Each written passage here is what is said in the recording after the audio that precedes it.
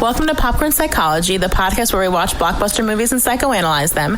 My name is Brittany Brownfield, and I'm a child therapist, and I'm joined by Ben Stover, individual therapist. Hannah Espinoza, marriage and family therapist. We're all licensed clinical professional counselors, also known as therapists, who practice out of Chicago. Even though we are licensed mental health professionals, this podcast is purely for entertainment purposes and to fulfill our love of dissecting pop culture in all forms. And please remember that even though we are all licensed therapists, we aren't your therapist. If you are struggling with mental health symptoms, please find a local mental health provider. Welcome to Popcorn Psychology. Today we are going to be discussing the now second most awarded film of all time and one of my absolute favorites, The Return of the King. I am super excited to do this, but before we talk any more about that, I want to introduce our special guest who you may recognize from our Two Towers episode. We have the wonderful Justine Mastin with us. Justine, please tell our listeners all about yourself. Hello. Thanks for having me back. I kind of gave you no choice last time. I was like, I'm coming back. I will find out when you're recording this and I will sneak into your studio. My name is Justine Mastin. I am a licensed marriage and family therapist and a licensed alcohol and drug counselor. I'm also an author, an educator, and a podcaster. I have too many jobs.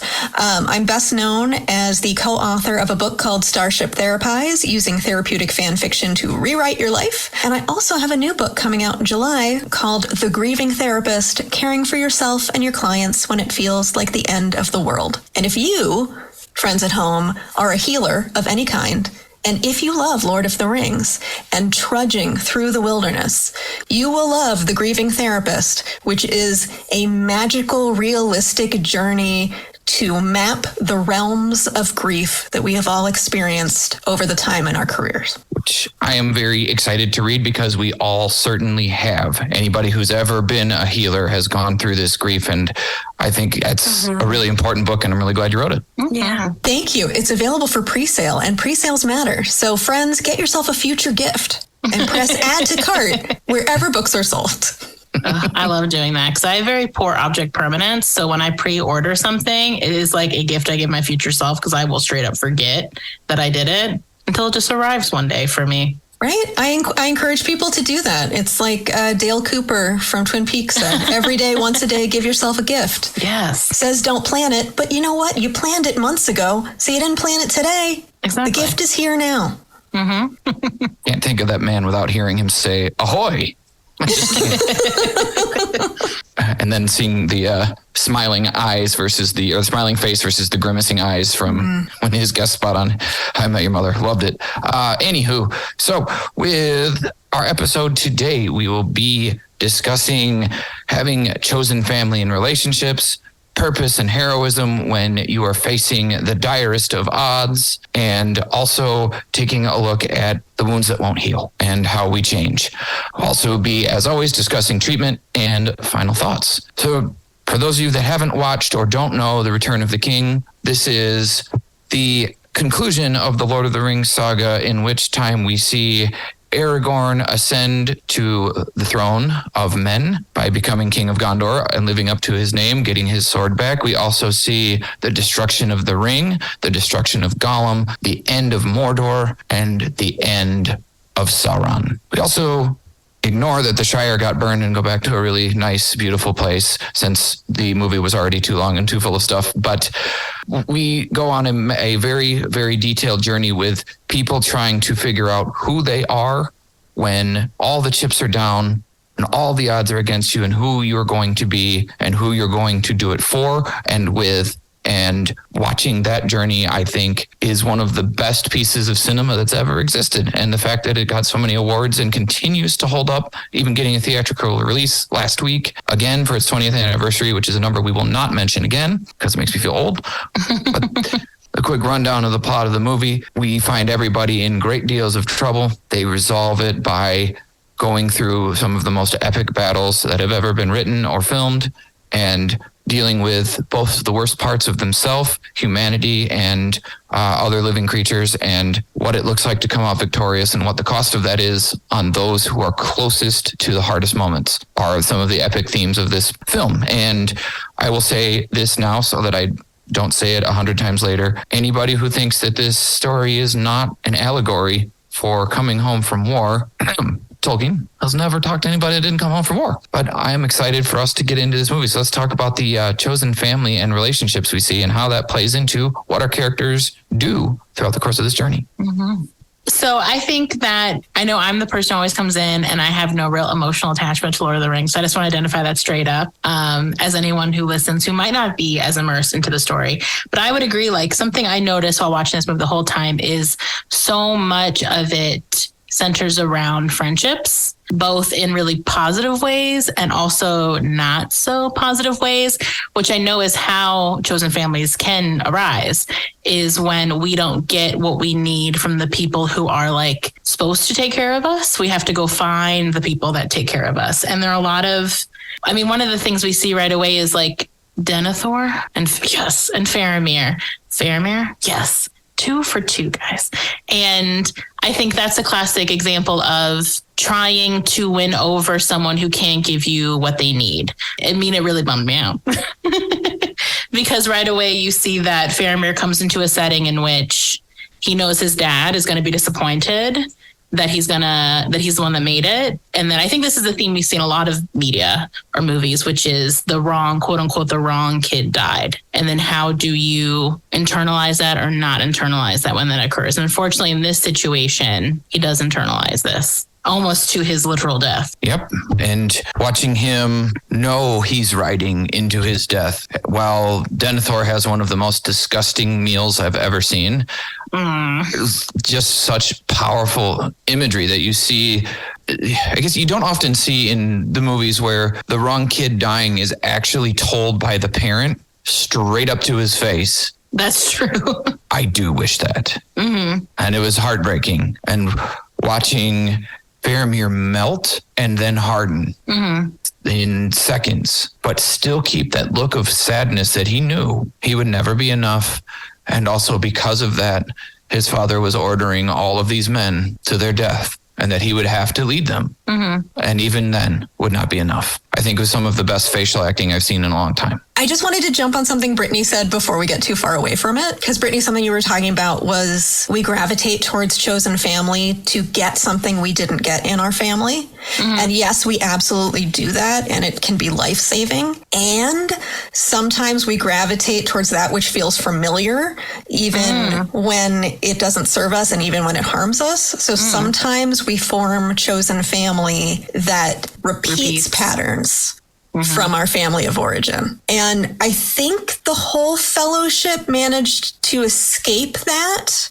But I wonder about Boromir, because he was so, and I know we don't know Boromir in this movie, but he bristled so much against Aragorn. And I wonder if that brought up some stuff for him about being either a big brother or the eldest son or something. There was some vibe there, I feel like, that was coming from family of origin. I think looking at how he might be repeating, you see Denethor talk about not wanting to give control of the city to someone who'd abandoned it when his family had been there being the stewards while sitting at the foot of the throne instead of ascending to it. And I think Boromir would have likely shared that because Boromir had such a sense of honor and purpose in being the steward of Gondor that being seen for that was something he could never have. So not only could his dad never be seen as a king, Boromir would never be seen as an heir to a throne, just a steward, while standing next to someone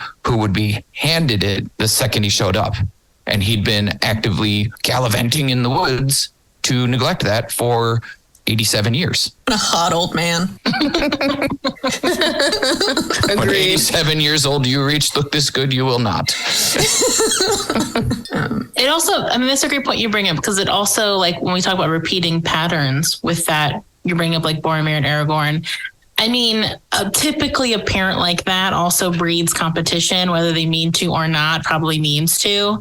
So I think a common theme I was noting through this whole movie, which is in line with this a little bit, but I hope it's not too tangential, is going above and beyond to prove your value, like at your own detriment, possible death. And so I wonder with Boromir, he was recreating that also relationship with Aragorn of I can't be in like brotherhood. I have to, brotherhood equals competition. Mm-hmm. So anyone that rises up that's similar to me in any way or has similar stature, I have to defeat. And that is something that really toxic parents do. I think we're seeing this a lot now in the show Succession. When a parent is toxic in that way, they don't only ruin their relationship to their kids, but also their kids' ability to relate to each other. So I wouldn't be surprised if Faramir and Boromir's relationship with each other was very competitive, even if they tried it to not be. And so then, of course, when you come into a situation like Boromir did with Aragorn, it's like, how can you not immediately go to that competitive state or just antagonistic where you can't really be comfortable getting close to someone because what is it to be vulnerable? If you're vulnerable, your guard's down, all that kind of stuff. Because what I do remember about Boromir is that by the end, he was really wanting to be a part of the group, like the chosen family part. And he's like the little ones or whatever he said. And I was like, oh, so cute. And he like defended them, right, to like his death. Mm-hmm. And so I think that's what's a shame. And I think you see that in Faramir as well, like someone who wants to be good, who wants to be a hero, who wants to be pleasing to the people that they care about. And unfortunately, the person that they are aspiring to please is unpleasable. Mm-hmm. And there's never, it's a cup with holes in the bottom. Like you're never going to get what you need from there, but you can't quite stop unless you do some intense individual work, acknowledging that and then disentangling from that. And then like we're talking about find other ways to get that need met that is actually a positive place to get that need met. Mm-hmm. Right. And we can learn those lessons from choosing people who are like our family of origin. Mm-hmm. You know, using this example, I mean, we gravitated towards that which felt familiar, which is antagonism. Mm-hmm. But over time and learning and working and being together and doing things differently, there was growth. So even when homeostasis, our need for things to feel familiar, can lead to change if we're doing it in a different circumstance. Mm-hmm. And you can find strength in that, in realizing you already have the skills necessary to operate your life, and you can apply the things you already know to new circumstances in a new way and feel mastery over things that we very commonly find as therapists, people don't think they have enough of fill in the blank skill to live their life in a different way or be successful in different settings. And they get very anxious when they encounter new situations without realizing, no, the old skills come with you. The old skills come with you. They just won't feel maladaptive when the situation is no longer destructive. Some of my least favorite words, maladaptive and destructive. I think you have to explain that now. Oh, I mean, as a predominantly narrative therapist, language is so important. Yes. And the language of maladaptive assumes that there is almost a morality to our choices. And so I prefer not to use that kind of language with my clients. It doesn't mean other people can't use it. You know, no. Your mileage may vary, but it's not language I would use with my clients. What do you use instead? It seems like these behaviors aren't serving you. Okay. What happens when you do that? This thing. Mm-hmm. Do you like it when that happens? No. Interesting. What do you think about that? I like to use them. I don't use those usually towards my clients. I use them more towards like you're in a situation. I agree on that notion for sure. Like I don't like shaming people for responding to a situation in the best way you could. Mm-hmm. And making sure that they see that, but then understanding other relationships can be. Mm-hmm. But yeah, I think that's important. Like how we empower the people we're working with constantly to realize that just because things happen in a certain way doesn't mean that you're now bad. This is making me think of Gandalf. Yeah? Yeah. I mean, he brought this fellowship together, right? And we've talked about this before, or I've certainly talked about this over the years, that, he orchestrates things and then he wanders away and then he comes back. Very, kind of like the a real therapist. Dumbledore. Yes, very Dumbledore. But also like a therapist, right? You show up when you can offer support and you go away and let people try things. But in Return of the King, he's very much in his little piece of the story. Part of what I love about this movie is it's got my favorite trope in it, which is people in different places helping the story along in their own way. And then at the end, they all come together for the final shebang. And I feel like for most of his life, Gandalf was trying to make things go the way he wanted. He was trying to write a certain story, and he didn't get to do that as much here. But he did use his influence to make sure the beacons were lit so that it can look like Gondor's calling for aid, even though Gondor's not calling for aid. And one of the things I thought as I was watching this always sparks something for me when we're talking about chosen family. Right. It seems like Gandalf cares about the whole of Middle Earth, and he does. I believe that. But also, like, this is his crew. These are his peeps.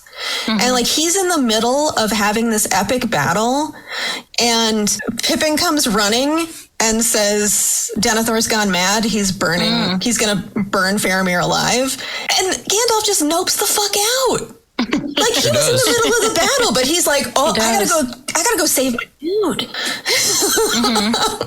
I realized that was a whole train I just went on. This is when you ask me to do things at 10 p.m. This is what you get. That's fair. Damn Totally those children. But my child. Yes. It makes doing adult things when people's brains are on challenging. I don't know if there was anything in there that any of you can use, but that's what came into my head. So you're welcome. I mean, I think what the movie does do well is there's always this prioritization of the central gang.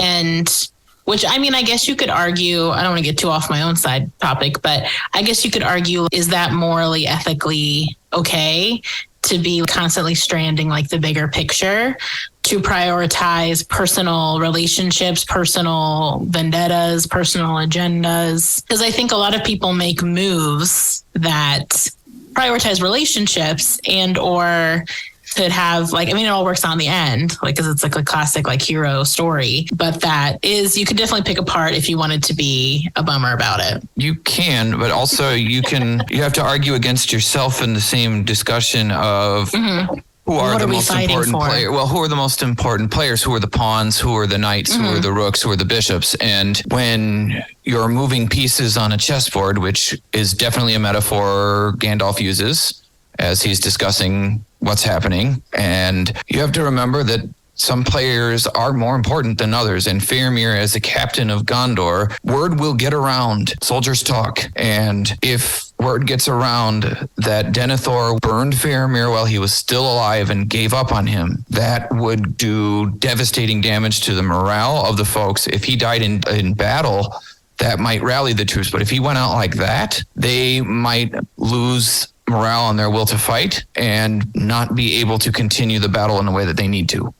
So it does matter. Well, and this just sparked something for me. Thank you for that, Ben. Because their philosophy on life and death is that in death, we go to the halls of our fathers. And, Theoden talks about how he needed to die in a certain way to be given the honor of going to those halls. Like Vikings. Like Vikings, yeah. Okay. It's like you're not going to go to Valhalla if you get eaten by a Nazgul. And I wonder if, and I've never thought of this before, this is what I love about dialogue. Meaning is formed in dialogue with other humans. That's why therapy works. You're welcome. I wonder if there was that moment for Gandalf where he's like, you can't burn Faramir alive or he won't go to the halls of his fathers. He is going to be sent to wherever you go in the afterlife if you don't have an honorable death. That just certainly could be. That's the level of their cultures. I know the cultures of that I don't know if cultures of Gondor and Rohan are different, but recognizing of anyone who understands what happens after death, Gandalf is the only one. And the rules that would apply, he would know. And if that's a rule that would apply, like as is common in many warrior cultures, right? That if you don't die a warrior's death, or you don't die with your axe in your hand or whatever, that you don't go to Valhalla. And keeping that in relevant as not only how it would apply to this person that's part of his team and his chosen family, but also the symbol that Faramir is as a captain of Gondor would be extremely relevant in the moments where you need people to be courageous as pawns and stand up with a pike against a troll that's bursting through the city gates, in which you are certainly going to live another 3 seconds. Well, and I was also thinking about how important he would be to the transition of Aragorn becoming the king, because he's going to need somebody that knows everyone or has some awareness, because he just showed up and now he's the king. And just thinking about the transition that people would need, and not having Faramir would be a huge blow in a lot of ways. I mean, yes, they would listen to him because he's their king and blah, blah, blah, of course. But also, I think he would be really important to help kind of integrate the kingdom. Sure.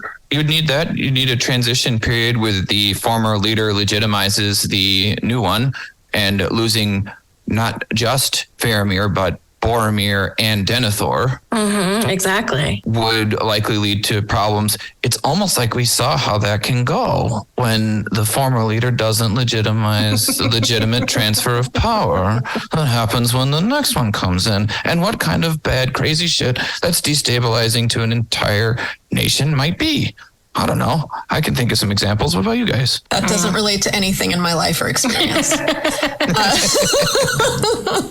I think what sprung to me with you bringing that up, Hannah, like going back to this idea of like relationships and chosen family, is I think what is really beautiful about this movie is so much of how people push forward.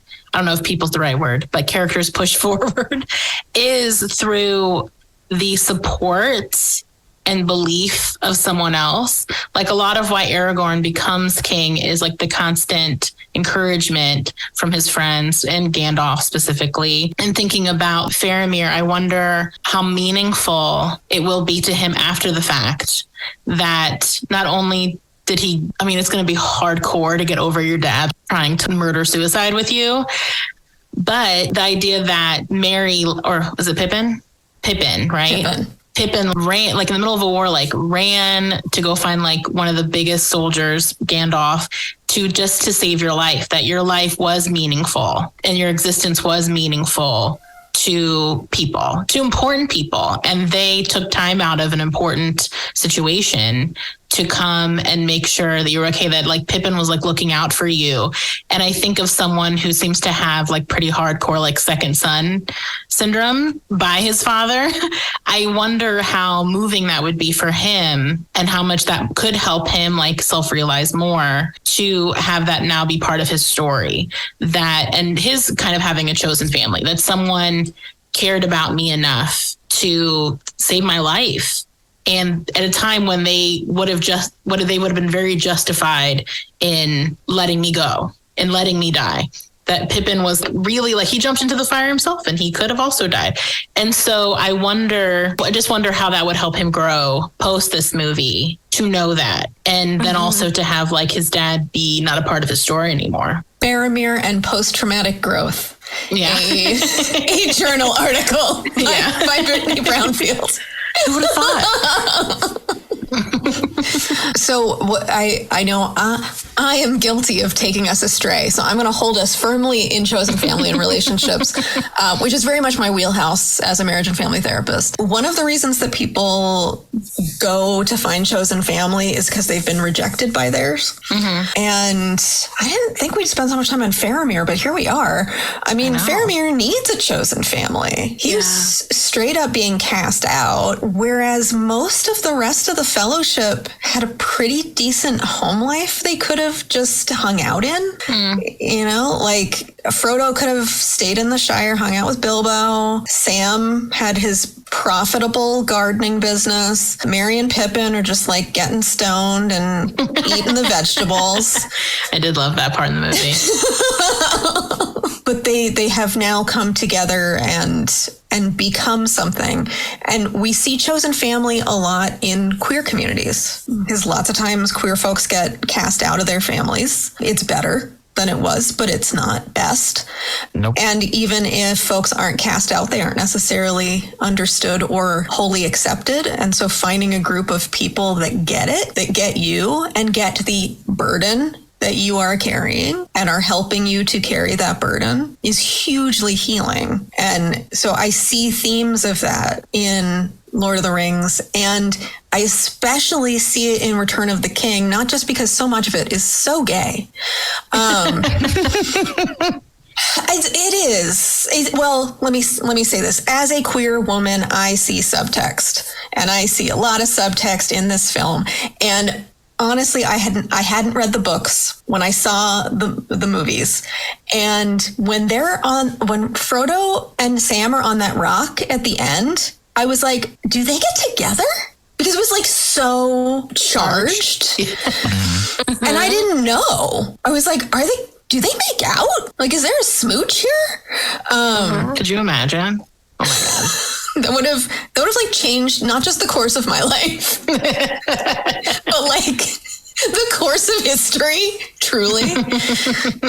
But, you could look at these as being very close friendships. You could look at these as being romantic relationships. They can be whatever they want to be, but maybe that wasn't available to them where they came from. And now it's available to them here. And they're looking out for each other even when they're not together, right? Frodo and Sam are off with their ring and everybody else is like, let's help them. Let's help them. Let's wave some flags over here and draw that fucker's eye over here so our friends can get lava married, right?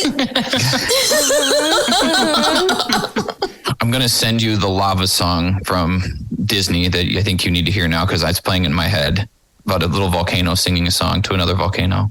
That's nice.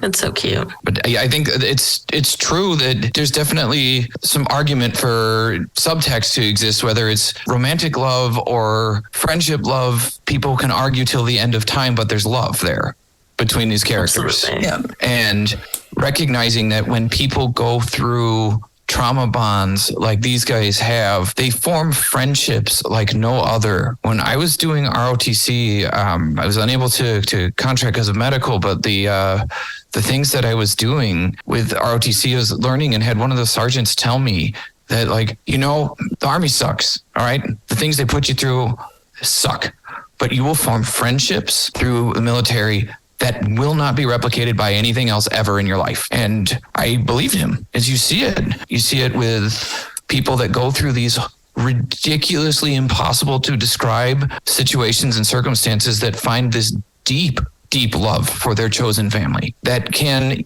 surpass even their love for their spouses. I don't think anybody on this show would argue with me if I said that Sam loved Frodo more than he loved Rosie. For sure. And it sucks that, at least here in America, that's all I can speak to, we put romantic relationships as the center of cultural life. Yeah. Because You're telling me, girl. Right? Because best friendships, community, chosen family can save your life. No, I have a lot of talks with single clients who are struggling with singledom.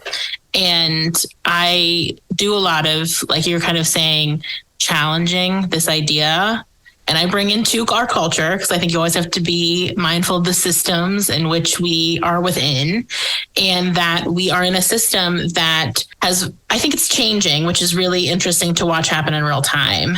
But that's so intensely prioritized and focused on nuclear family specifically and partnership in that way. And because of that, radically devalued community, especially in white culture, and how it does breed a big sense of loneliness in people and ostracization from their friends when their friends do get into romantic relationships, because there is kind of this thing where once you're married, you can't go on girls trips anymore, or boys trips, or you can't do the same things you used to do with your friends. And this idea that you will be lonely if you're not in a relationship, and how that is really hard on people. Yeah. And I think you're right in that what this movie does exemplify is like on page, like if we're going to take it all very literally, very little romance. And it's all more about like the weight of community. And like with even like the four hobbits, it's like the weight of their community and how much they rep for each other. And that you don't have to be, so many stories are about like, we're driven by love and romantic love, and that person's my soulmate. So I've got to like, risk life and limb to save them, right? And it is cool to see a movie where the focus is so much more on caring about people because you care about them. And it doesn't have to be for this like higher, almost self-interested perspective of like, what are they giving to me in the romantic one-to-one romantic exchange? This is more like, no, we care about each other. I mean, I think Sam's like a great example of that, in that he seems to be someone who he values relationships so highly, and friendship and community, and not just community in the Shire, but like off of the Shire. And he isn't really driven by more stereotypical like heroism or ego. He doesn't need to be the one who throws the ring in the fire. He doesn't need to be the dude. He's just, what matters to him is the higher purpose of like saving his community and all the communities that go along with that. And on a more micro level, like saving his friend. And he's so outside of his ego in a way that's like really heartwarming. I mean, I think that's why I thought like the first time I watched it, I had nothing, like I read the first book in high school and I didn't like it. And so I never read this. I feel like I have to do an apology tour every episode we do on Lord of the Rings. And you do. And I'm like a voracious reader. Like I was reading like The Stand unabridged at the same time.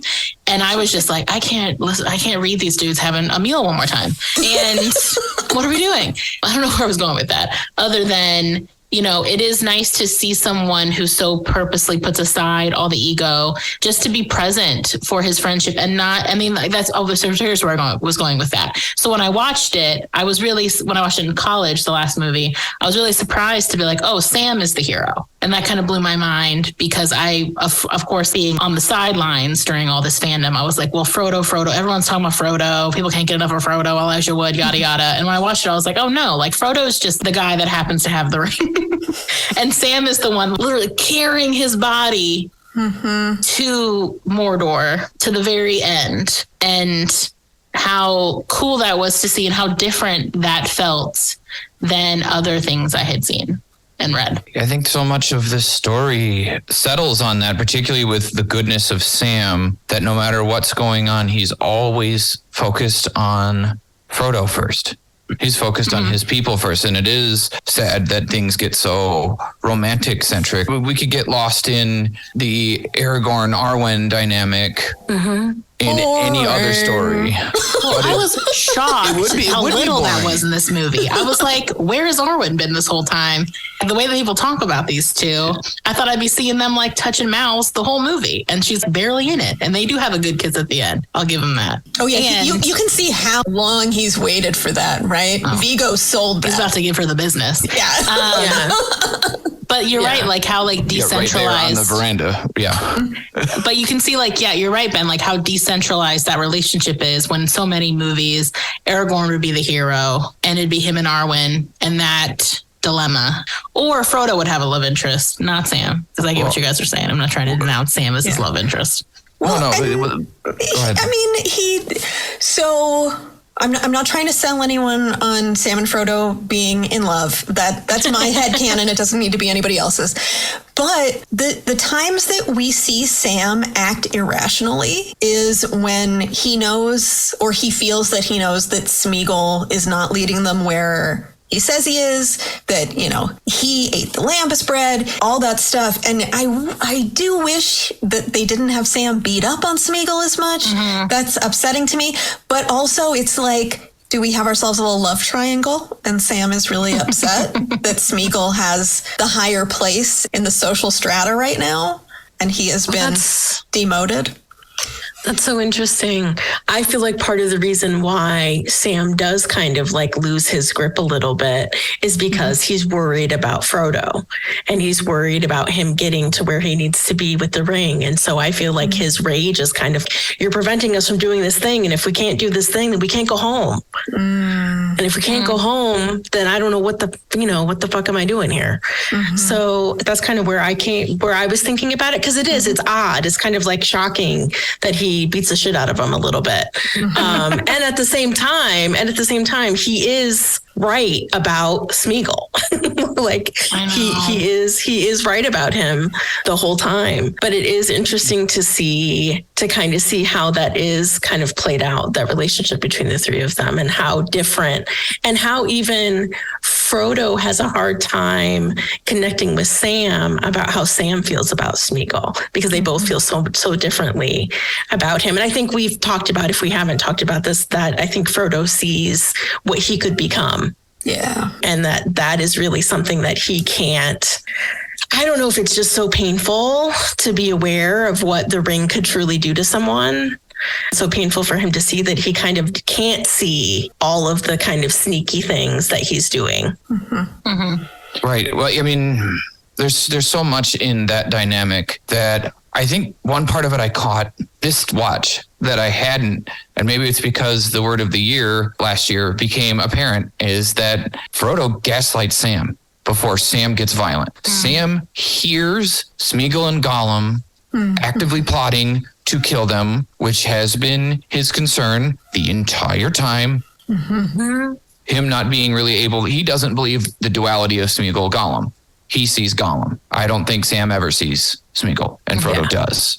And when Sam becomes violent is when he is put in this impossible situation where he heard it. He saw it, he knows it, and Frodo gaslights him. And that's when he breaks. Yeah. He comes back, but it takes him a while to break and to pick himself back up. And it's not until we see him fall down the steps and find the lambus bread, realizing that he was right, manipulated in all the things he was afraid, and he had to reactivate to save his love, Mr. Frodo. And can I jump in with something just mildly tangential? So when I looked at those stairs, I was like, oh, that would take forever. And then yesterday at the gym, I walked up 160 flights of stairs. It took an hour, and that was at a medium pace. So I do think that Sam could have busted up those stairs in about 20 minutes with that adrenaline going. Because I was like, there's no way he got back up those stairs that fast. Right? How could he save him from that. Shelob? Well, I did 160 flights in an hour. Medium pace. That's a humble brag, but also useful information for context. I'm just going to tell you, every time you say that phrase, I hear Adam Sandler in my head, and I'm resisting laughing really hard. What phrase? The medium pace. Oh. Remind me, Justine, there is an app that I don't have, but I heard about, where it will track your steps, but as if you were walking to Mordor. I have heard of that. Things. Yeah. Okay. I just want to throw that out there because it sounds like something that might be your bag. I wonder if there's one for climbing the stairs, climbing the secret stair. Because that I would be very interested in. That would make for good motivation when you're going, I'm a gerbil, but I'm getting fit. Damn it. And seeing how close am I to saving Frodo? He's going to get eaten by Shelob. Gotta go faster. That would be worth timing. There's one thing I wanted to say then from my research on this. This is stuff I remember even from high school. I was writing papers on The Lord of the Rings, and one of the things that I remembered from this was the amount of soldier in the trenches relationship that exists for Frodo and Sam, because at some point in war, one thing becomes ostensibly true is when people are shelling you and firing bullets at you and, God forbid, gas, no longer are you doing this for your country or for any sort of greater good. What you are doing is attaching to the chosen family around you and doing everything you can to get you and them home alive. And the amount of Tolkien's experience that must be playing out with Frodo and Sam from having lived that and survived when many didn't. There are some really scary photographs of before and afters from World War I of entire battalions of who came home, showing all of these men lined up, and then like 3 came back. Your band of brothers. Exactly. And that is an important dynamic we see when we consider what relationship we're looking at and just exactly how close those can become. You see them with police who have partners who have been with them for a long time. Anybody who does things intense, nurses, doctors, etc., they have a set team that they go into surgeries with. People get really attached to these people. From doing therapy with police, I can tell you for sure that people can develop relationships with their partners that their spouses get jealous over that are not romantic, but the amount of love and attention and affection and amount of space that they occupy in someone's consciousness is something that a spouse could never hope to scratch because of the intensity of the relationship from the experience. And that definitely drives what we see with Frodo and Sam and why Chosen Family becomes so powerful. And I think with Sam and Frodo in the Smeagol kind of triangulation is something I was kind of noting when I was watching it is Frodo does have a unique perspective in that he understands what Smeagol's going through. And I mean, his commonality with Smeagol and with Sam. And I think that impacts greatly like how they engage with it. It's almost like Frodo over-identifies with Smeagol and is almost like over-defensive with Smeagol and over-protective of Smeagol because he knows what it's like to be. It kind of makes me think of when I work with people who have struggled with substances and the difference in perspective when I work with family where they know what that's like versus when they don't know what that's like and how they can have a lot of unfair assumptions about why someone's still engaged with substances, why they do the things they do when they're on substances or in search of substances or in the throes of it, right? And my only real critique of Sam, even though I love him, is he is so hard on Smeagol. And I think what kind of bums me out about this story is I wish Smeagol was redeemed. I love a redemption arc. And I wish there was a way that they could have pulled him out of that back into his, I guess, humanness. And I think, I almost said Elijah, I think Frodo knows that and I think he needs to believe that too, because he needs to think, I don't know, I'm assuming, but I would assume that he needs to think it's possible for Smeagol to be redeemable because I'm falling down this path. And so I think that also is what causes that schism with them is I think for Sam, it must be really hard to be so attached to Frodo and then have someone come up that has something in common with him that Sam will never have in common with him. And I think that's what can be hard when I work with people who are building community is because they maybe have come from like rejected families of origin is that they can be so precious and overprotective and also scared in regards to their chosen family. Or their friendships. And that can be part of like we were bringing up in the beginning, like that repeated patterns of behaviors. And so sometimes my job as a therapist is sort of to like talk them out-ish of engaging, acting out that anxiety and that fear and whatever.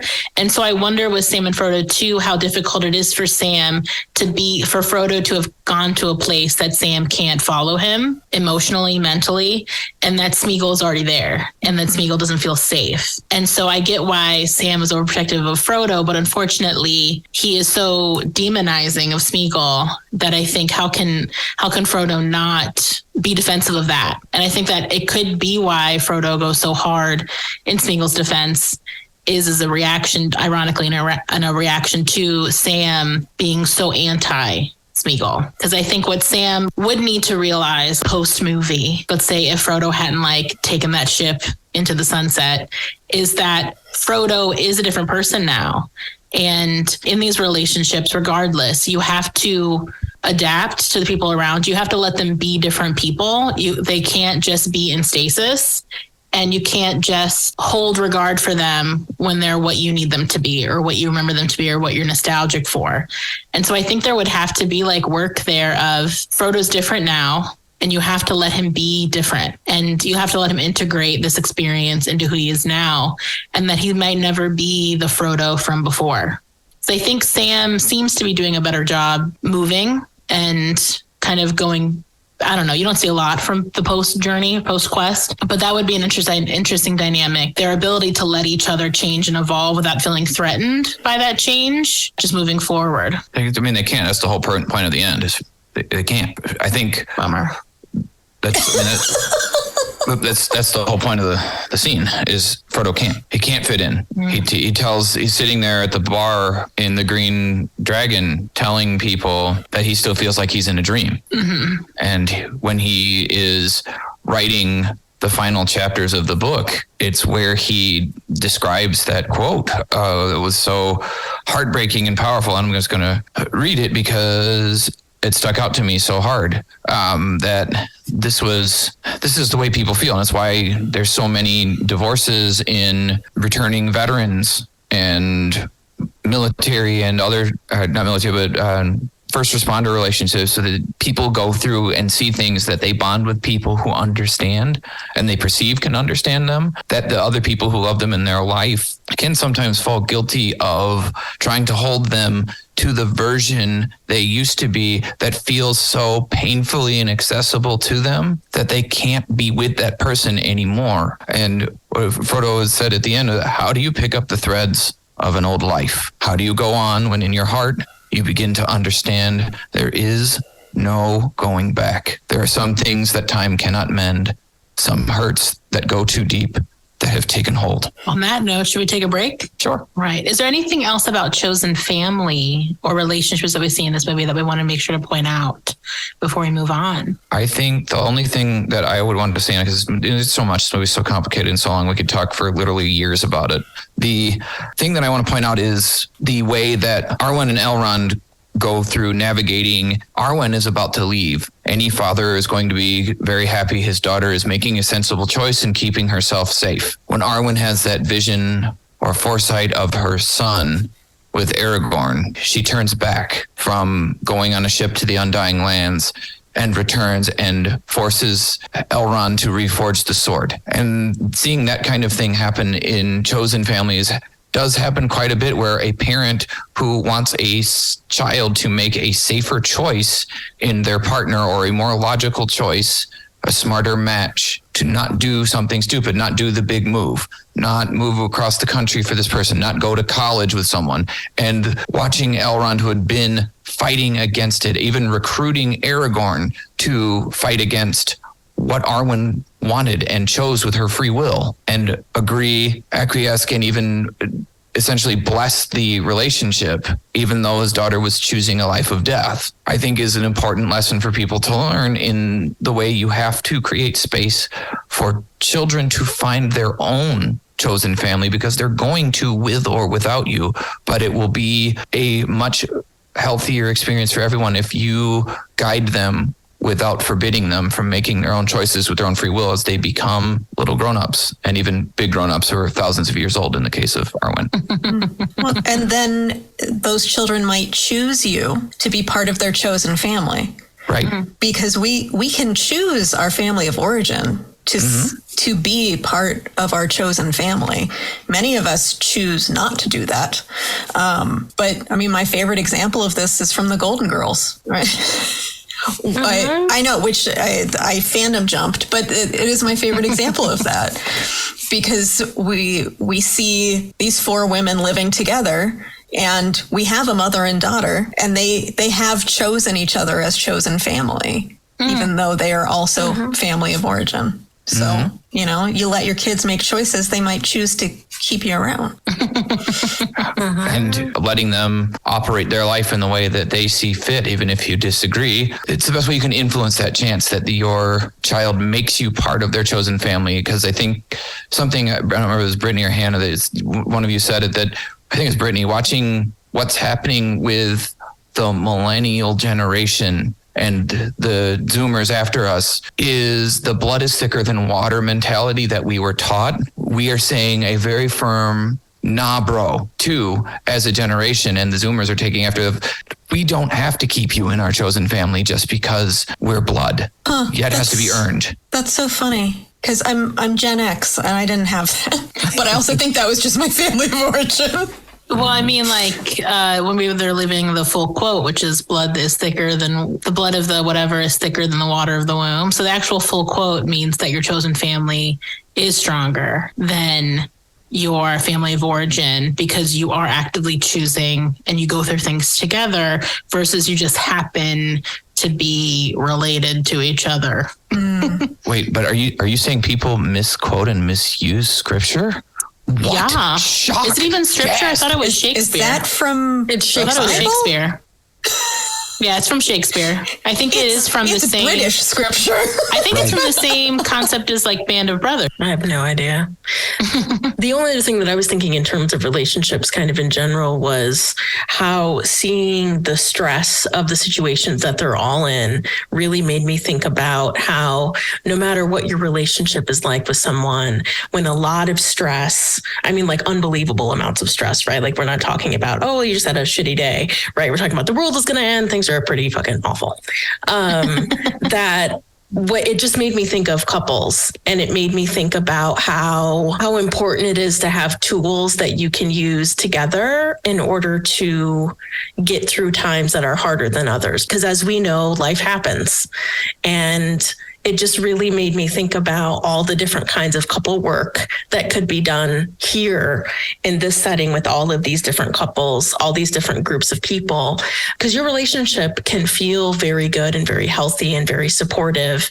And then all of a sudden, one of you loses a parent or your child is ill or whatever, or you lose a pet. There are so many different things that can happen that create different kinds of stress in a relationship. And it just made me think about how kind of like we see here, even with Mary and Pippin, who seem to kind of go along with each other for most of the time in most different ways. Even they have a place where Mary is like, you've got to stop, man.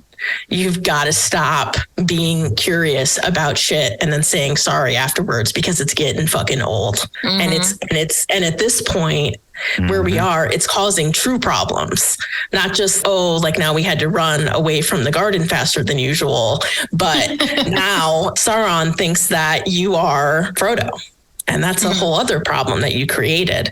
So that's just something else that I thought about with relationships in the film, and just wanting to kind of point out to people that part of going to couples therapy, part of getting help in general, is getting tools that will help you navigate all different kinds of stressful situations, and that anybody can come to couples therapy in order to get those tools. It doesn't have to be something where you're waiting till a certain time. And I know I talk about this all the time, about how coming sooner is better than coming at the end. But also just that I hear when I talk to people about going to couples therapy, I hear a lot about how, well, is it that bad? Is it that bad that we have to go? Is it that bad that this is something that's like, here's the thing. It shouldn't be something that you do once your relationship is so bad that you can't stand each other anymore. You should be going and getting these tools sooner. So that was just something that the movie made me think of that I wanted to make sure that I talked about. I mean, it's a great point because I think that is a common theme in this movie of relationships that are historically solid getting very frayed, specifically the hobbits. You're right, like Merry and Pippin and Sam and Frodo really struggling. And I see the same thing where people would have been fine if this really tragic thing didn't happen or these really stressful outcomes weren't happening. Because I work a lot doing family therapy when one of specifically the kids in the work that I've done have been in like severe crisis, sometimes even like attempting, where it's thrown the parents for a loop and trying to help them through, we have to be different people now. And like, how are we taking it out on each other, our stress out on each other? And I would imagine a good deal of the Merry Pippin stuff is them taking the stress out on each other. And also the way we used to navigate around the world has to adapt. And I think Mary seems to be adapting a little bit better than Pippin. And I see that in real life with couples and families I work with, where one is kind of getting the giddy up quicker than the other one. And that can cause a real schism between them because, like you were saying, Hannah, even the situations I've done, it's not just little things. Like we're talking about something that has massive implications that could really endanger us or our loved one. So you have to get your shit together and we have to be on the same team. And the stuff that used to fly cannot fly anymore. And I know we're changing the rules mid-game and we have to change the rules mid-game. And I wonder with Pippin, that would be really hard to hear. that was something that had to happen. We can just take a break here. Moving on to our next topic here, purpose and heroism. I think this is one of the resounding themes of this movie. Watching people who must stand and overcome impossible odds. I kind of want to make Hannah sing The Impossible Dream here, given her love for classic musical theater, but she's going to stab me with her eyes if I do that. Oh, I love that song. I ran crew for Man of La Mancha one summer. Nice. I was a theater kid. Nice. But you got to pay me. You got to pay me to sing. Right? It was one of the songs I learned in voice lessons, so I could do it, but I'm not going to because no one's paying me either. So, but recognizing the relevance of that song and these kinds of situations that make these stories interesting is, what do people do against impossible odds? How do they still fight when they know they will die? And we see that make stories interesting since forever, because those stories are also real. Human beings have to overcome impossible odds to continue to survive. And how do we find the strength in ourselves to stand up against impossible evil, knowing we may not come home again? But if we don't stand up, there won't be a home to come back to in the first place. Mm-hmm. And that's certainly the theme of the book with this and the movie, is that something's threatening everything. And we must all come together, band together, set aside our petty differences, and stand up against this evil, or it will consume us. And watching the way that people have to do that is fascinating, because you have to put aside the inherent prime directive you are hardwired with, which is to stay alive. Some things can become greater than our own prime directive that can enable us to throw ourselves into situations we might not come out of. And finding our connection to purpose is how humans do that. And the narrative process of watching characters go through that, I think, draws connection to the moments where we have envisioned ourselves doing the same thing, and kind of give us a basis for how you do that. Watching Theoden go through motivating his troops after love that speech. Right? Mm-hmm. Yeah, it's a good speech. Mm-hmm. So it good. All of his, and he gives several. I think the most powerful one and the most important one did not come on the eve of the battle. It did not come as they were preparing to charge into a massive horde of orcs. It came when Aragorn, Gimli, and Legolas left. Mm-hmm. Mm-hmm. That was the most important and most kingly moment we saw of all, besides Aragorn saying, "No, you kneel to no one." Yeah, for sure. For sure. Watching Theoden tell them there's 6,000, less than half of what I hoped for. But then him going through and motivating his troops that no matter what, we have to go. This is upon us, whether we like it or not. We must go, and we have to fight. And if it is to be our end, let it be such an end, which was where he started in Helm's Deep, really. But then carrying that message forward over and over again to motivate these people, knowing they don't have enough, knowing they're going to ride into their doom, but that they have to. And I think for me, that's what makes stories like this and Return of the Jedi and the actual good closing chapters of trilogies, where you watch people having to go up against impossible situations, requires us to put aside the parts of ourselves that have any interest in keeping us alive, and have full trust that whatever happens, we're doing the right thing. And some things are worth dying for. This is making me think. I'm currently reading Jung's biography. I'm actually listening to Jung's biography. I'm reading it with my ears. But because I'm doing that, I am feeling very immersed in Jung and the collective unconscious.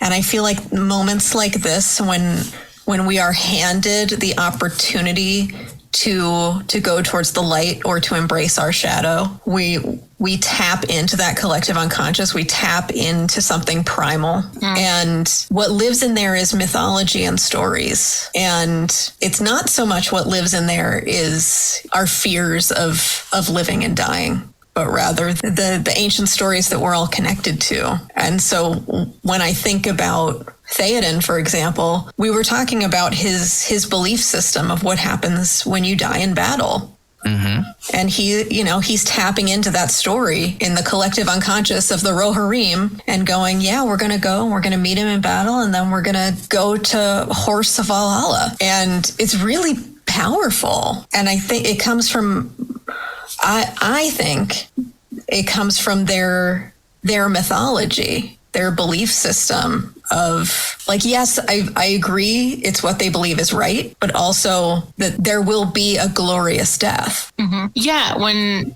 both of you were talking, Ben and Justine, what was coming to mind, and you kind of articulated, Justine, is it's just like belief systems of there is something after me. So it's getting away from the individual and getting more into, like you were saying, the collective, but back to the idea of community we were talking about earlier.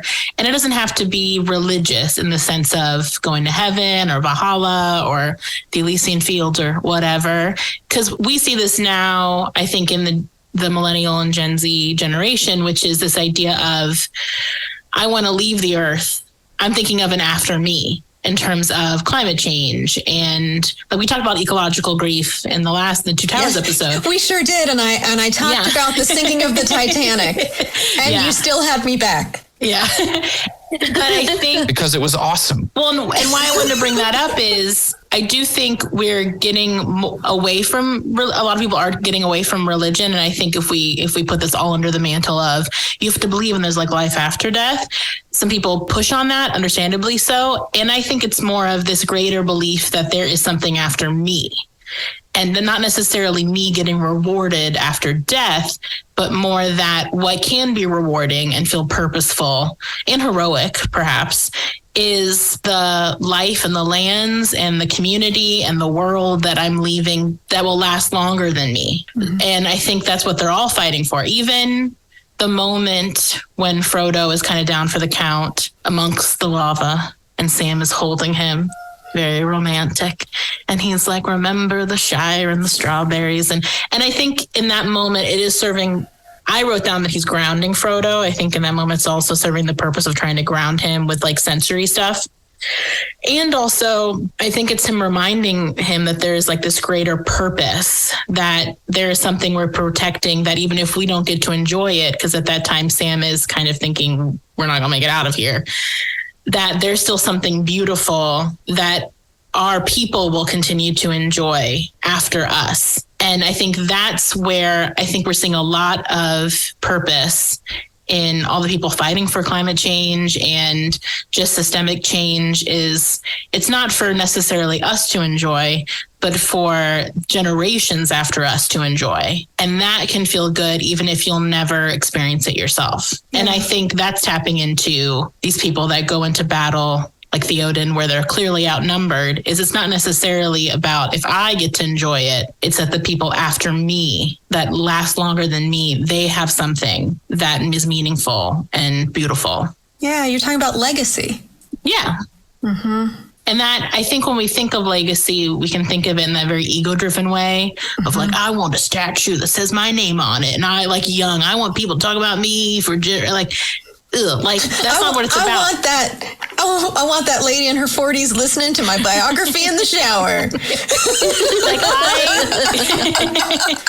But it's not necessarily that. I could give a shit if my name is swept to the wind after I die, truly. But the things I'm fighting for as an individual still have meaning, that I hope there's a legacy of the things that I think are important that live on, whether I live on personally in anyone's mind. And so I think it's a great point, Justine, that legacy isn't just this super self-involved bullshit. It can be this more beautiful, something is leaving behind me, even if I am not.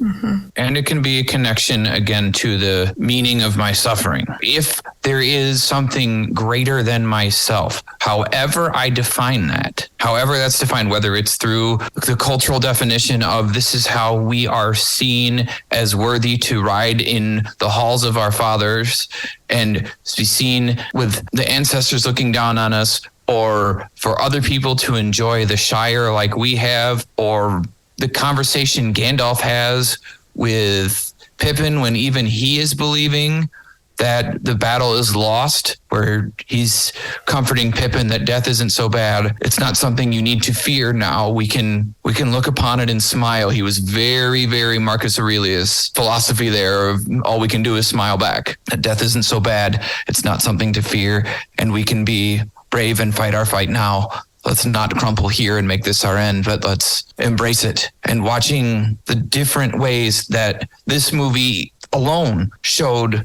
the importance of what you're saying, Brittany. Yes, people are abandoning religion. Religion has been used to hurt people in a great many ways. To quote the greatest philosophers ever lived, George Carlin, more people have been killed in the name of God than any other reason. Mm-hmm. But that doesn't mean we should abandon spirituality and a connection to things that are bigger than us, however that is defined. Mm-hmm. Whether that can be through the lens of one religion or another is irrelevant to the land of the therapist, who needs to sit with the client and help them find and understand their reasons to keep on when they're in immense pain, and how to make meaning of their suffering to provide purpose to their life. And how people define that, even as we see the different cultures across this movie grapple with doom, is completely subjective, and it's okay to operate within the realm of the speaker. And let that be in our world, let it be within the realm of the client, without needing to correct or modify or reframe anything other than helping them connect to, how do you define your own meaning and reasons for keeping on within this? Whether that's through the metaphorical charge of 1,000 orcs and urukai, and just in case we thought we were doing well, giant elephants with spike tusks and... Oliphant, please. Yes, the oliphant. They're clearly a different species. Yes, as evidenced by 4 tusks and ginormousness. Can I share a sad story? Yes. But a beautiful story about a client who I will not name, obviously, but a client who was dying and who did not have a faith tradition of their own. So some of the work that we did was, I said to them, you know, they're like, I'm dealing with this pretty well, but I don't know what happens after. And I said, well, if you don't believe in anything specific, then anything is possible. Mm-hmm. And so what are the stories that help you make meaning of your life? And Lord of the Rings was one of them. And so we fanficked the afterlife for that client to be that the curtain can roll back and there will be white shores. And so did that person really believe that was what was going to happen? I don't know. Was it just a pretty metaphor? Maybe, but it helped ease their transition from this world to the next. So stories matter. They do. And connection to some kind of reason why you're going through something and what you're trading for. And sometimes that can be the pain of knowing that you're terminal. Mm-hmm. But I think that's a beautiful way to let something that provided meaning to them or reasons they did not yet understand now bridge into something immediately relevant. Mm-hmm. Probably helps that person a great deal realize that even if I don't have a predetermined narrative that I've been preached to believe, I can find one that's been relevant to me and choose to believe it's going to go that way and find peace in that. And I think that's exactly what Gandalf did for Merry or for Pippin. Mm-hmm. And watching that happen was beautiful, as I'm sure that interaction was with your client and why you're remembering it. I'm sure it helped that person tremendously face what they knew they were facing. Mm-hmm. Hopefully with less fear. It was impactful to me too. You know, I was the Gandalf in this situation.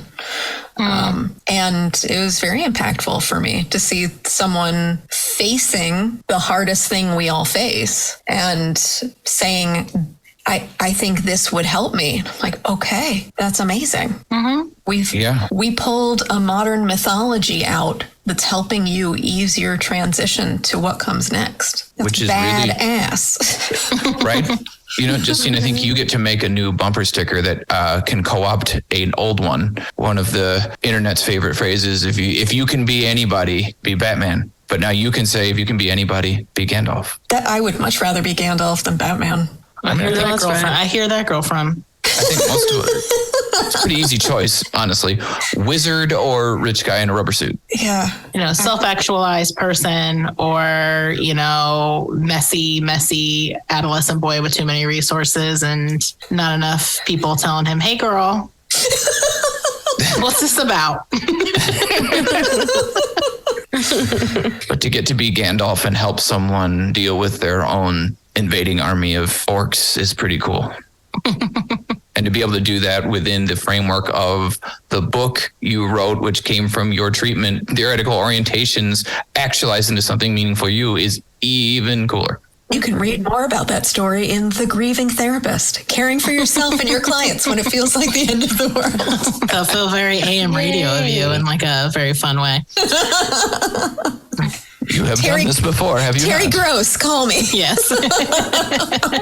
I think it's it's a powerful thing in the story of watching people. And what draws us to these is, what would I do if? It's what makes zombie stories so interesting. What would I do if this happened? Lay down, hopefully die quickly in a zombie apocalypse. Oh God, not be eaten slowly by a horde. Yes, I've thought about this.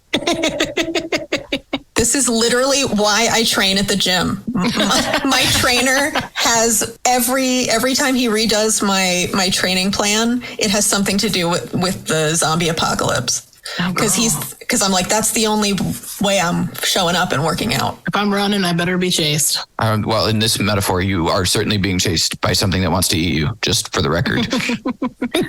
But I think something you're bringing up, Ben, in this idea of going, quote unquote, towards your death is that resolution. You know, we see that with Sam, even though they make it through. And I mean, a lot of them make it through, not everybody, and it reminded me of when I practice radical acceptance with clients of how do we find meaning in what is actually possible and practice like radical acceptance around what is no longer in our control or no longer the direction we are heading into.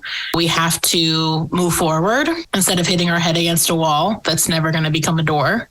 And so I think bringing this back into the work I do is, I think that's a big part of it, is practicing radical acceptance, not necessarily about like marching towards your death when I talk to my clients, but I think it can help us find meaning in what's actually happening versus getting stuck on what's no longer available and then getting stuck in that antagonistic space within ourselves of trying to make something movable or control something that is no longer controllable. Because though they do make it out, Sam and Frodo, I think in that scene where he's like, we ain't making out of here, he is practicing radical acceptance and trying to find peace with the situation they're in instead of being miserable in the last moments potentially of his life. And that's an actual practice that I bring into the work I do. It's an important one. And it helps you to be present and to be mindful. Kind of what you were saying, like going into battle for these characters is that you have to be actively present, actively mindful. And radical acceptance can also help with that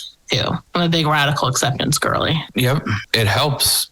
It helps in these situations tremendously to be able to radically accept a great many things very quickly, which is that you may be about to die, but if you're going to die, how are you going to go out? That appeals to some people. Like you see Gandalf, yet again, like you see these people, their morale starting to break and somebody draws them back to their values.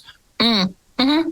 Which is what Justine has been hitting really hard, that draws them back to their values, that brings them out of their individuality and back into the collectivism of these collective unconscious, right? Like they're tapping back into this, we are doing this together. And groupthink is an example of that, but groupthink is usually used in bad terms. But groupthink can also result in amazing things happening. And you see Gandalf redirect their attention to it. No matter what comes through those gates, you will stand your ground. You are soldiers of Gondor. He is redirecting them back to their oath, to their meaning, to how they define themselves in the world, their social roles, all of these things that have provided purpose for them against the worst odds. And it helps them temporarily suspend their connection to the parts of them that have any desire to keep themselves alive and focus only on what needs to be done. That's really important to understand about how heroism develops, because people must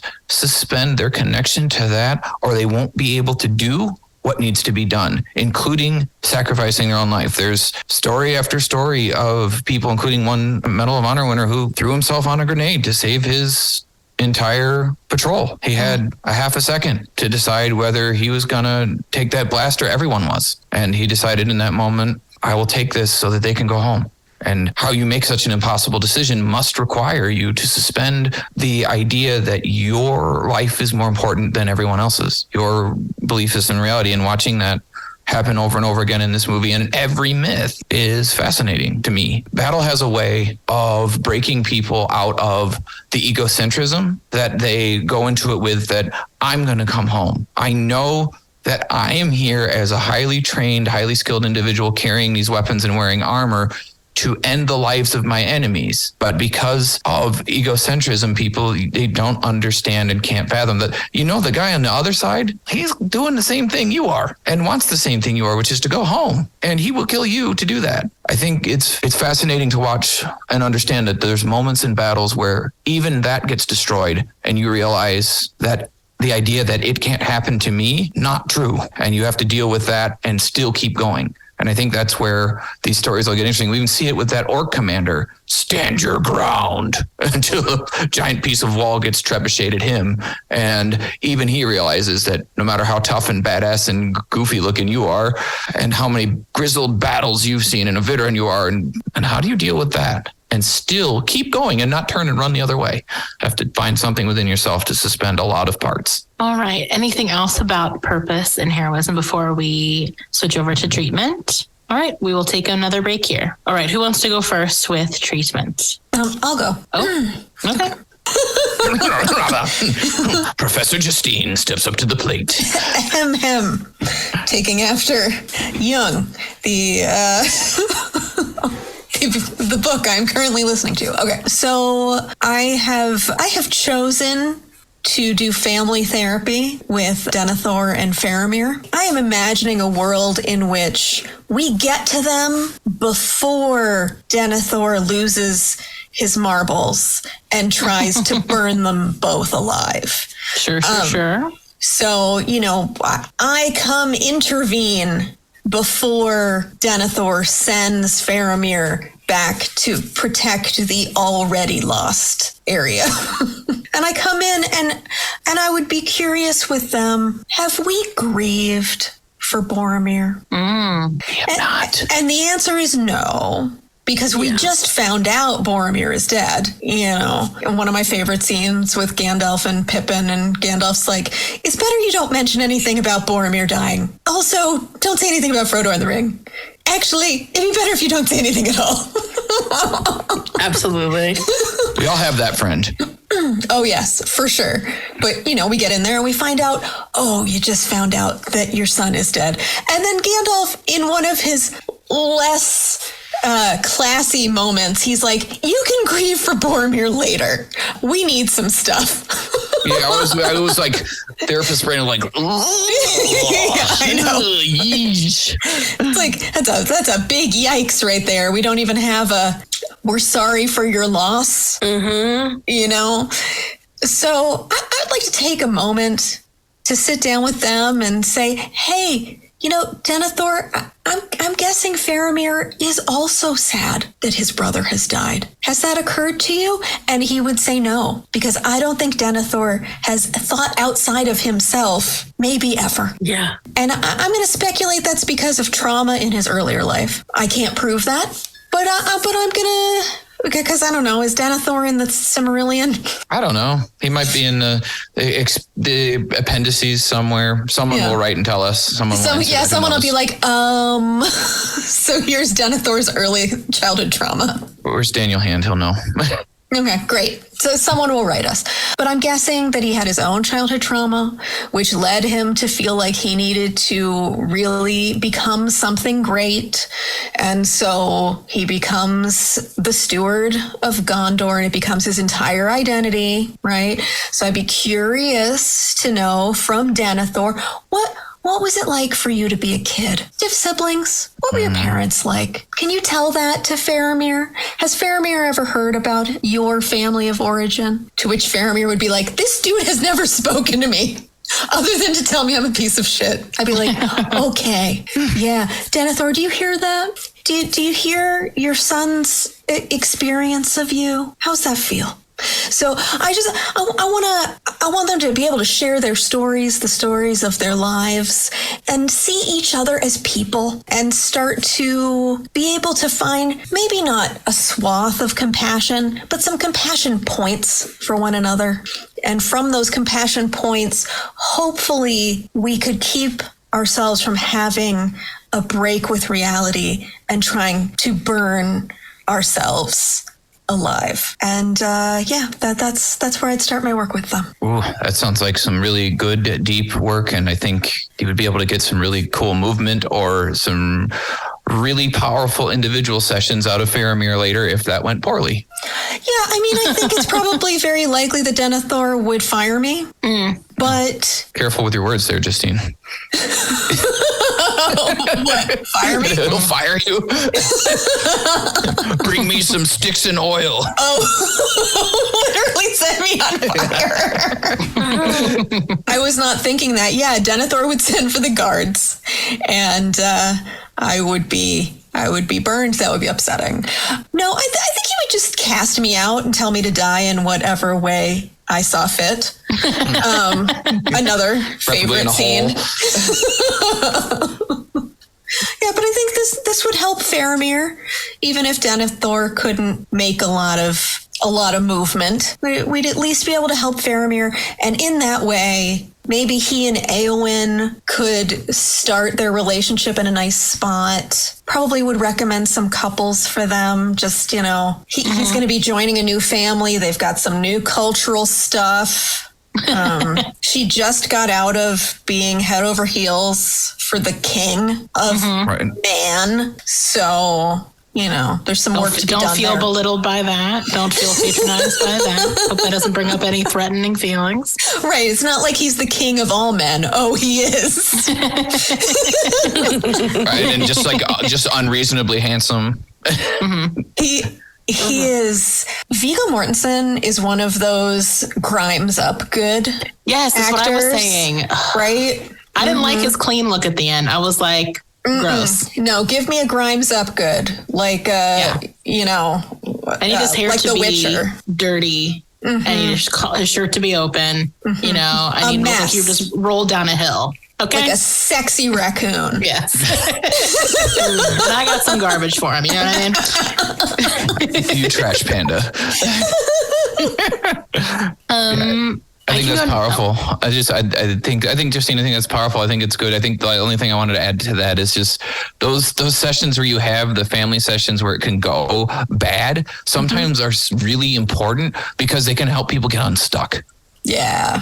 From the reality of like, well, what if my dad just finally gets it together and like, no. Yeah. Like, talk about radical acceptance. Yeah. Right. Well, let's have it thrust in our face that reality gets shattered. Sometimes it's the thing that people need. And I think those are powerful, even if it's devastating. Sometimes we need to be devastated and we protect ourselves from the devastation thinking we can't survive it. And it's false. You came with everything you need to survive anything. But those moments sometimes are really painful to watch, but also create movement. Yeah. Shake up the system. One of my favorite marriage and family therapists is Carl Whitaker. He was an experiential family therapist, and his whole thing was all about shaking up systems. He would throw frisbees at people. He would get out the bataka sticks and have people like hit each other. Not actually hurt each other, but just like, hey, let's just show up and let's just be in this shit and let's throw something at it and see what happens. I threw a frisbee at you. Now what? I'm here for it. Let's just do something totally different than what you usually do and see what happens. Is he the guy the Simpsons writers got their hands on in the first season where they were like shocking each other and beating each other with foam bats and like figuring out how to take the foam off the bat? Maybe. It was probably Whitaker inspired. Yeah. I call him the honey badger of marriage and family therapy. I'm here for it. Ben, would you like to go next? Sure. So I think for me, the person I would want to do therapy with would be Sam after Frodo leaves to get on the ship, because the way Frodo did that, me and my buddy were discussing as we were watching. He's like, I don't know, man, that's a clean break. I mean, he did that way to have people not nag him and try him to talk him out of what he wanted to do the whole time. And I was like, well, that ain't a metaphor for some things that we talk about in therapy. But anyway, rather than avoid trigger warnings, looking at how important that is to understand, Sam just had no warning grief dropped on him. And you don't get any opportunity to pre-grieve like you do when you know someone is dying. You go through a lot of steps of pre-grief or just flat grief, whichever way you want to look at it. I look at it as like you get the opportunity to start grieving early when you realize someone is terminally ill, and you get the opportunity to start moving through that process as you watch them succumb to the illness. You watch them look thin. You see them not talking anymore, not eating anymore. They start to not look like themselves, and it gets easier to accept that you're going to lose them for many cases, but not all. But Frodo kind of robbed them of that. He just was like, yeah, I'm going to. See ya. Hugs all around and bye. I love you guys, but I gotta go. I think Sam, despite having all the resources set up in the world, by actualizing and going right up to that girl and doing exactly the thing he said, I'm going to go right up to Rosie and tell her I love her and ask her to marry me. And he did. And she said yes. And despite him having children and a home and that whole life to look on, and Frodo giving him those words, things are not so simple as the person leaving told me it's okay to have a life. If that's his love, we were debating kind of off mic here in a little break that as they were doing research that the blood is thicker than water, quote, some people, some scholars, although note it was unsighted, said that that quote was actually referring to the bonds you form when you bleed with people and go through war, and that is thicker than any other relationship. And in the terms of the context of this film, that's taken as a truth. Sam would need a lot of help reframing his new meaning and finding acceptance in it while letting go and grieving the loss of Frodo, because he is going to be losing the connection to the person who understands him the best. That person can unfortunately never be Rosie, as we already established. No matter what past Sam she knew or present Sam she knows, there is no one else there who knows Sam like Frodo. And there's no one there that Sam loves like Frodo. And he's going to be losing that part of himself, that understanding. And as he reckons with the brokenness, though, by the narrative armor he's protected by, he's less affected than Frodo was. I don't think Sam is part of the wounds that have settled in, but in reality, he would have them. And this would be a very difficult thing. So I think a lot of existential work would be the direction I would want to go of how are you redefining your meaning now? How are you finding meaning in what you've done while not having to let go of what you did and the person you became to save the world that your children are never going to know or care about, that you don't lose that because you're assuming this new identity, and let you find meaning that you did all that to have this. And how we work through those, I think, would be where I'd want to go. It wouldn't necessarily need to be what I would usually say would be trauma. Let's do some deep trauma work. I think more of this would be, how are we going to find meaning and acceptance that, well, all that I did was for something, but I don't have to let it all go or the post-traumatic growth go. I can incorporate all of that into a new identity that uses everything I've been to be the version of me I want to be and need to be for this reality. And that's who I would pick. Okay. I can go next. I think I would work with Frodo just because he was really reminding me of, I've worked with multiple people at this point that have had cancer and now they're in remission or in recovery or whatever, however you want to think of it. And a common theme that comes up is, I thought I would feel different. I thought I would feel grateful or alive or full of joy, and I don't. And so now I feel how I feel, and then an added layer of what's wrong with me that I don't feel better, different, relieved, excited, full of life, whatever. And I think Frodo's, the little excerpt of Frodo after Mordor pre-ship reminded me of that. In this idea that we will feel miraculously different. Either we'll snap back to who we were before something hard happened to us, or we will feel so grateful that the thing is over that we'll almost be like an uber joyful, alive, lived in person. And then being really hard on ourselves when we're not, and also not allowing ourselves to integrate who we are now and all the things that happened to us up to this point. And so with him, I think I would just want to do that kind of work that I do. It's a lot of processing, kind of telling the story, so it can be sort of narrative in nature. And my job in those situations, I think, as a therapist, is a lot of reframing and giving permission to not feel a type of way because you think you should. And so a lot of times in that space, it's just me helping people form who they actually feel like they are now and get rid of the shoulds and do a lot of thought challenging and that kind of stuff.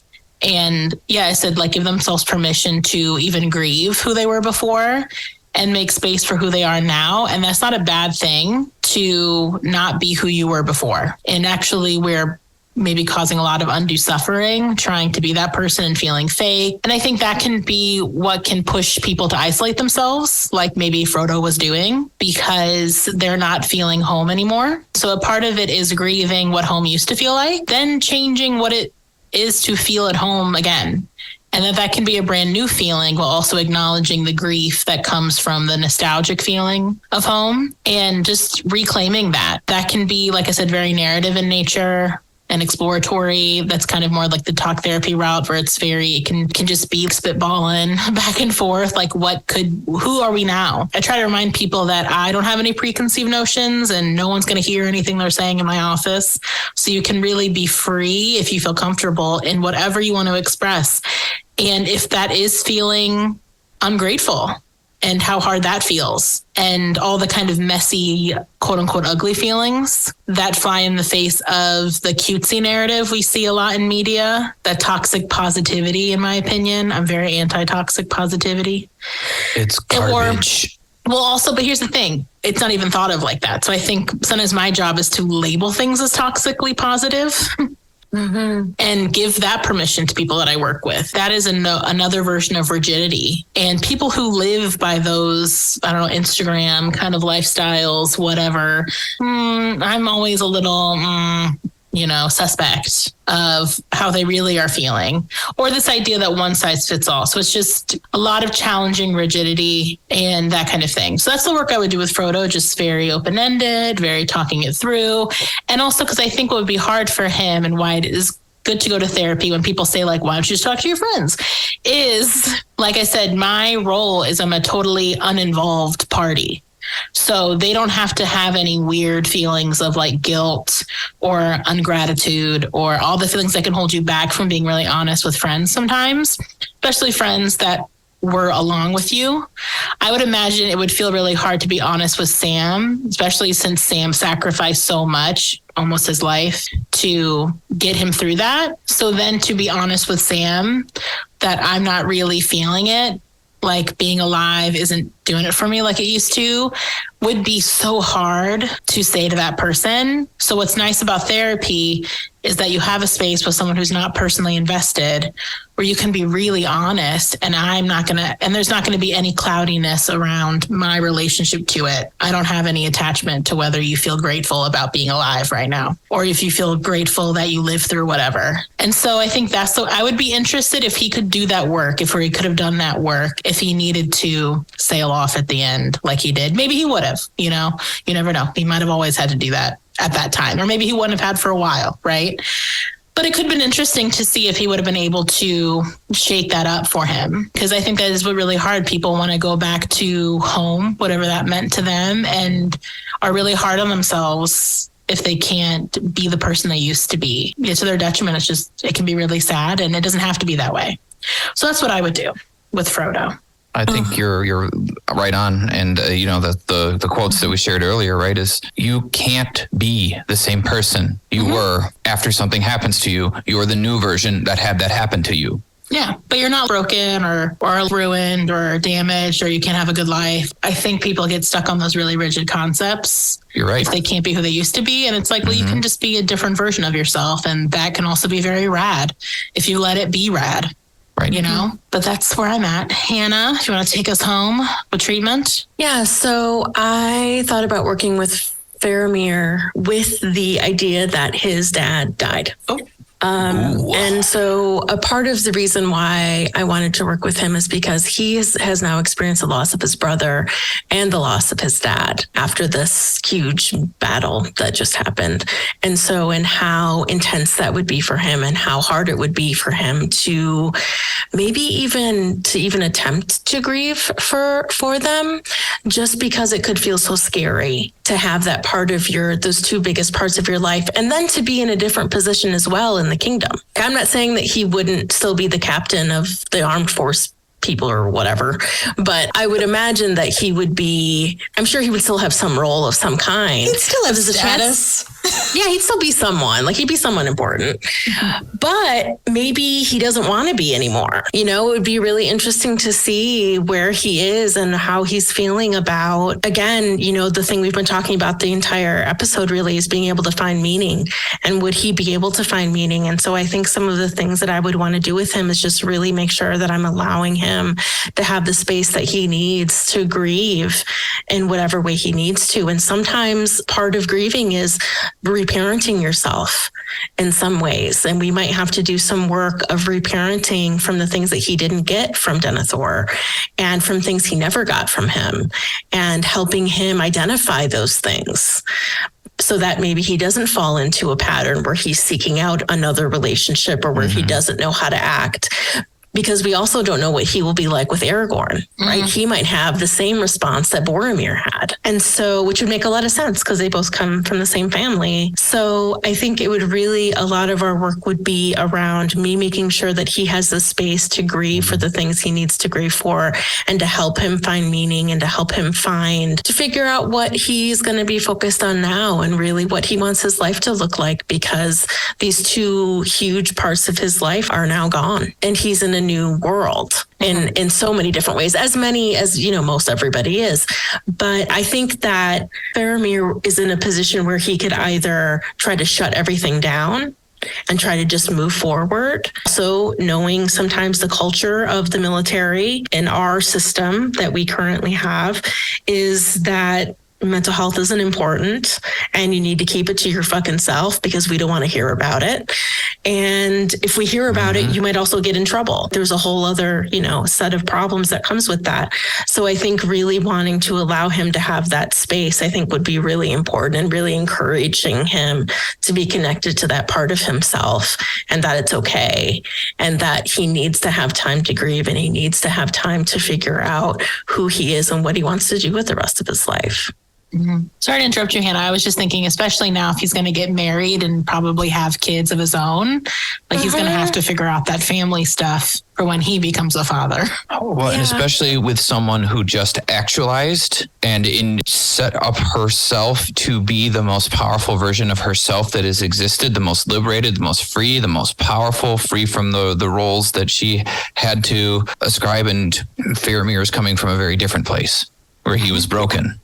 Yeah. He did the exact opposite. So those two as a pair, good luck.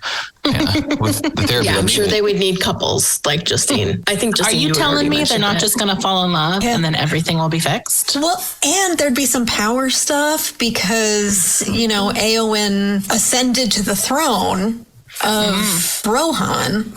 So, and what does that power structure look like with the King of Men? And, you know, how's Faramir? And then is he going to have to go? First lady. And he's the first gentleman. Yeah. Yeah, like, and then he's going to have to go away from everything that he knows from the place that he grew up at.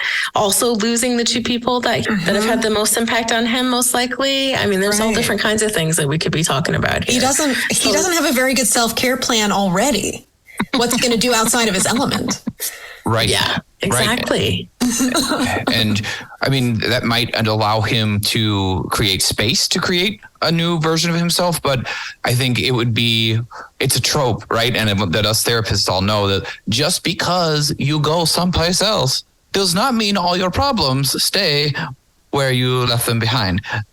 Newsflash, they come with you when you go to this new place. I just need to get somewhere different and everything will be different. That's false. Wherever you go, there you are. Yeah, it makes me think about soldiers who are deployed and are in these really high stress situations. And then whatever happens. And then they go back to where their base is, back home, for lack of a better way to say it. And that then you have to just pretend like nothing happened in some ways, and or just try to find how you go on from your life at this point. And so it's very similar to that as well, where you're just put back in a position where were you allowed to grieve? Were you allowed to have time to transition? I know the military pretends like they do a good job of transitioning, but I have two brothers in the military and I have yet to see it go well. Yeah. No, they're doing better than they used to. But it's not good enough. It's not enough. It's definitely not good enough. So that's what I would do for treatment. Okay, we'll take a final break here and then come back for final thoughts. All right, I'll go first because I am the least emotionally invested in this fandom. So I feel like I should just party poop first and then you guys can pump it up by the end. You're Lord of the Rings killjoy. I mean, I never want to be a killjoy. I said this many times. I said this during our Empire Strikes Back episode. I would love to love everything. Why wouldn't I want to love everything? That would be dope. Sometimes things just don't hit me. And for whatever reason, Lord of the Rings does not hit me. I know it's a bit that I've had for a while where I pretend like I don't know what Lord of the Rings is, like totally as if it's been taken from my brain. And I was telling Hannah earlier today, I feel like I have manifested that bit because I could not tell you a single thing that happened in the previous movie. And I was like reading the Wikipedia plot of the second movie out loud to Hannah, and she was having to constantly giving me context to what these words meant. And I was like, it is amazing how little I retain from this movie trilogy. And I read all the Game of Thrones books. I can get knee deep in a fandom, read fanfic, and be a real nerdosaurus about it. Something about this movie and the names and the things, I was laughing during it at times that I know were not funny. And I feel like I was mildly hurting Hannah's feelings because we were watching it together. I wasn't meaning to. So here's what I'll say. I always appreciate and respect when something is very meaningful to a lot of people. That being said, will I ever watch these movies again? Probably not, unless Hannah makes me. But I don't want to yuck anyone's yum. So keep on keeping on. And it's just not for me. So that's that on that. Justine, why don't you go next if you don't mind? Sure. So Lord of the Rings has a very special place in my heart, and for a particular reason, which I will share. So trigger warning, death. When my dad passed away in 2009, which was before I became a therapist, I just kept thinking, I want to go home because I was in Pennsylvania. That's where my parents lived, and I live in Minneapolis. So I was in Pennsylvania, and all I could think was, I want to go home to Minneapolis and I want to watch Lord of the Rings. And it felt really small and insignificant. It felt like I should be having bigger feelings in that moment, or different feelings in that moment, or something, I don't know, more meaningful, air quotes.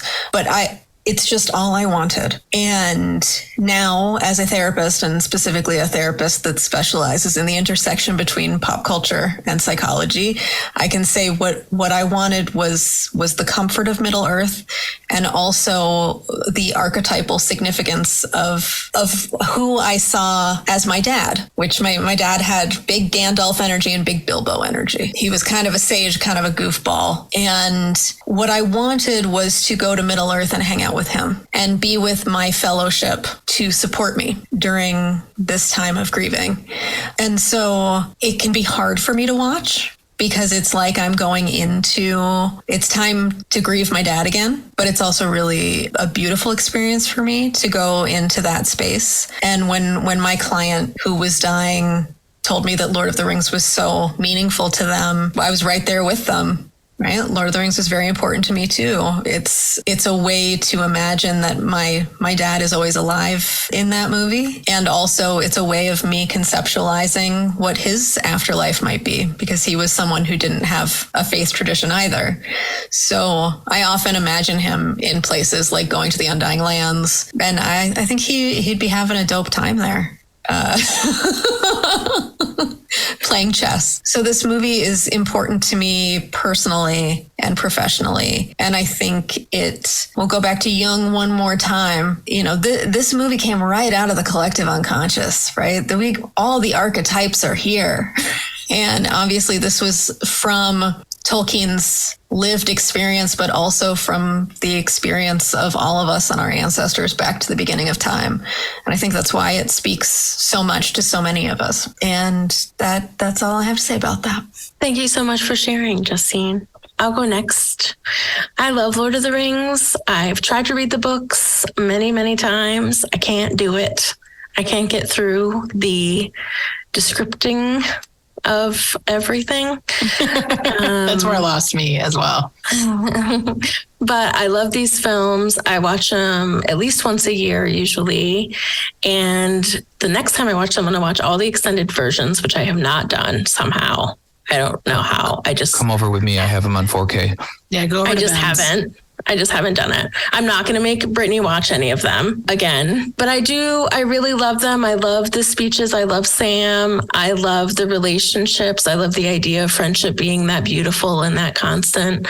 I love how everyone looks ethereal at different times for different reasons, I think, where this lighting just shifts just a little bit and they look luminous.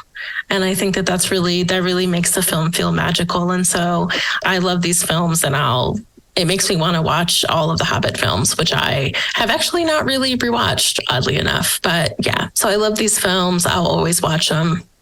And yeah, that's it. I guess that leaves me. And Hannah, you can come to my house. I have them on 4K. I just called my buddy over. I was like, hey, I'm going to watch Return of the King now. You want to come over? He's like, yes. No hesitation, no question, no context needed. I know. Okay, awesome. I actually know the dialogue to this film. I know the dialogue to all the films, basically. So that's how many times I've seen them. Well, good. We'll watch the 4.5-hour version together, and Justine, you come to Chicago and hang out with us too if you want. Well, my best friend lives in Chicago. And we wrote a book together that's coming out in July called The Grieving Therapist. So I might be coming to Chicago sometimes. Great. Good news, I'm buying a house in like 2 weeks that's big enough for everybody to hang out in, and it'll be we'll have a Lord of the Rings party. And Brittany, you can come too. We'll just, we'll give you a corner. You can sit in it. Listen, you just give me one of those pipes and like give me 11Zs or second breakfast or whatever the fuck they call it. And I'll do my own private reading in the corner. Sounds good. I'll be watching like Hunger Games on like a little iPad in the corner by myself. We still love you, so you can come. As far as my final thoughts on this, I absolutely adhere to the idea that this is one of the greatest films ever. I think when Everything Everywhere All at Once dethroned it as the most awarded movie, before I'd seen it, I had a little bit of like feelings, but then I saw Everything Everywhere All at Once, and I'm like, okay, I accept that.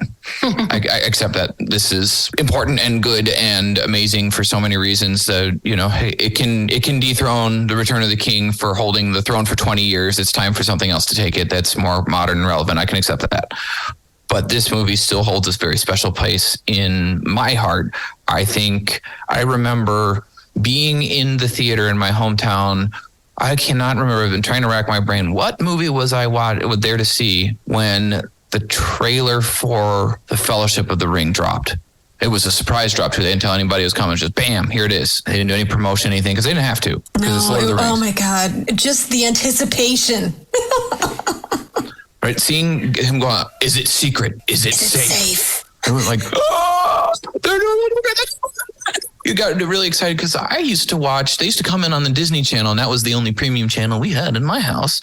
We had cable, so we were doing good for, the 90s, The Professor as a Father. And we watched the cartoon Hobbit so many times. And I remember my dad read us The Hobbit, the book, and I know I talk about that anytime we do this. I profoundly loved The Hobbit. I love The Hobbit more than I love any of these, not the movies, but the story. But this story is so powerful. It's so universal. It covers so many dimensions of human experience from every considerable aspect, including the times when you actually forge those friendships when you go away on a journey, which are why I think Tolkien spends so much time on the food and the walking, because that's what soldiers do. It's a whole lot of nothing and boredom and forging these friendships, these found family things, and then having to protect them as you lose this veneer of war is going to be glorious and awesome, and you realize it's terrible